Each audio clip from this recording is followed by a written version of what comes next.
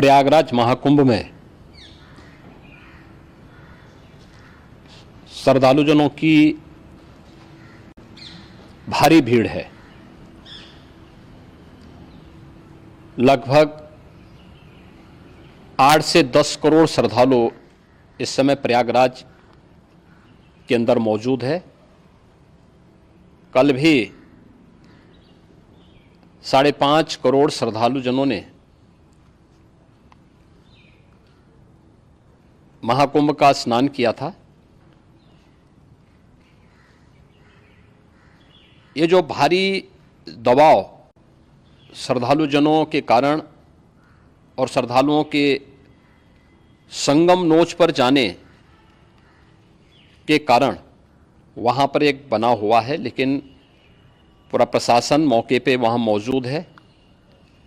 रात्रि को 1 से 2 बजे के बीच में अखाड़ा मार्ग पर, जहाँ पे अखाड़ों के अमृत स्नान के दृश्य से बैरिकेड्स भी किए गए थे, तो बैरिकेड्स को फांद करके आने में कुछ श्रद्धालु गंभीर रूप से घायल हुए हैं।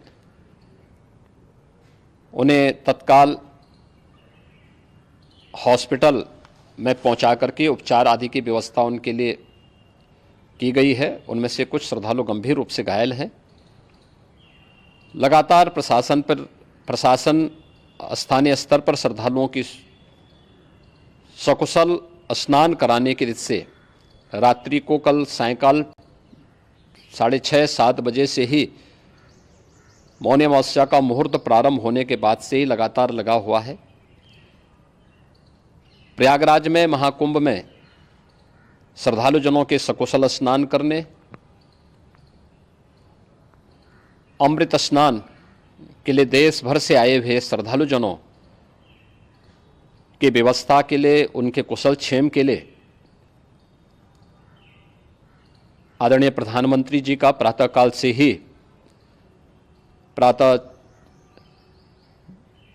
से ही उनके लगभग 4 बार प्रधानमंत्री जी ने हालचाल लिया है। माननीय गृह मंत्री जी ने, माननीय राष्ट्रीय अध्यक्ष भारतीय जनता पार्टी श्री जेपी नड्डा जी ने,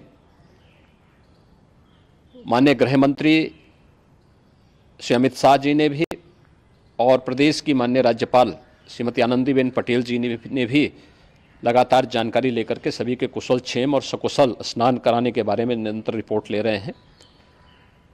हम लोगों की प्रातःकाल से ही श्रद्धालुजन जो भी आए हैं वे स्नान कर सकें, इसके लिए यहाँ पे उच्च स्तरीय बैठक भी चल रही है, जिसमें मुख्य सचिव भी हैं, डीजीपी हैं, प्रमुख सचिव गृह हैं, मुख्यमंत्री कार्यालय के अपर मुख्य सचिव के साथ साथ एडीजी लॉ एंड ऑर्डर के साथ साथ अन्य वरिष्ठ अधिकारीगण मौजूद हैं।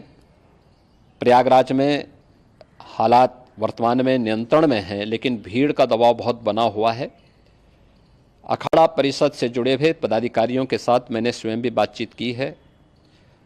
आचार्य महामंडलेश्वरों से भी, पूज्य संतों के साथ भी मेरी बातचीत हुई है, और पूज्य संतों ने बड़ी ही विनम्रता के साथ इस बात को कहा है कि नहीं, श्रद्धालुजन पहले स्नान करेंगे और फिर जब उनका दबाव कुछ कम होगा और वे सकुशल वहाँ से निकल जाएंगे, तब हम लोग स्नान करने के लिए संगम की तरफ जाएंगे। अभी पहले श्रद्धालुजनों को, चूँकि देश भर से आए हैं, तो इसके लिए उन्हें सभी अखाड़े इसके लिए सहमत हैं और सभी लोग इस व्यवस्था के साथ जुड़े हुए हैं।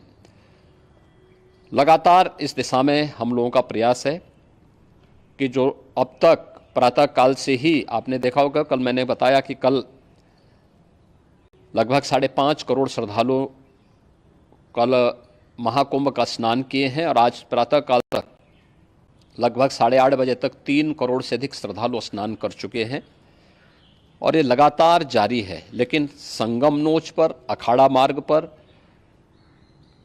नागवासुकी मार्ग पर लगातार दबाव बना हुआ है, और वहाँ पर श्रद्धालुजनों की सुविधा के लिए भी हर प्रकार की वहाँ पर प्रशासन पूरी मुस्तैदी के साथ लगा हुआ है।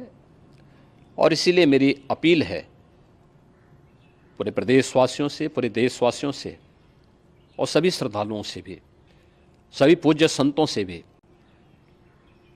कि अफवाह पर कोई ध्यान न दें, संयम से काम लें। ये सब आयोजन सभी लोगों का है। प्रशासन उनकी सेवा के लिए पूरी तत्परता के साथ लगा हुआ है। केंद्र और राज्य सरकार पूरी मजबूती के साथ वहाँ पर हर प्रकार का सहयोग करने के लिए तत्पर है। लेकिन कोई किसी अफवाह पे ध्यान न दें। कोई भी व्यक्ति नकारात्मक अफवाह फैलाने का प्रयास करेगा, उस प्रकार से नुकसान हो सकता है।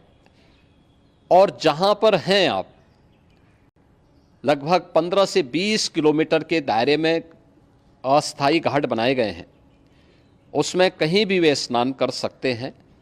आवश्यक नहीं कि संगम नोच की तरफ ही आएं, क्योंकि भीड़ देखते हुए खासतौर पर जो बुजुर्ग हैं, बच्चे हैं, श्वास के रोगी हैं, उनको लंबी दूरी तय नहीं करनी चाहिए और जहाँ पर हैं वहीं पर आराम से पहले स्थिर होकर के कार्य करें, वहाँ पर रह करके।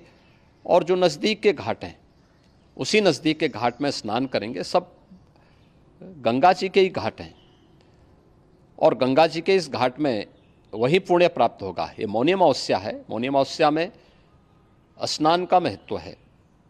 संगम में स्नान का दबाव बहुत ज़्यादा है, इसलिए सभी लोग अगर वहाँ पे इसमें अपना सहयोग करेंगे तो सकुशल हम सभी श्रद्धालु जनों को वहाँ पर स्नान करने में सफल होंगे और फिर इसके उपरांत अमृत स्नान के लिए पूज्य संतों से भी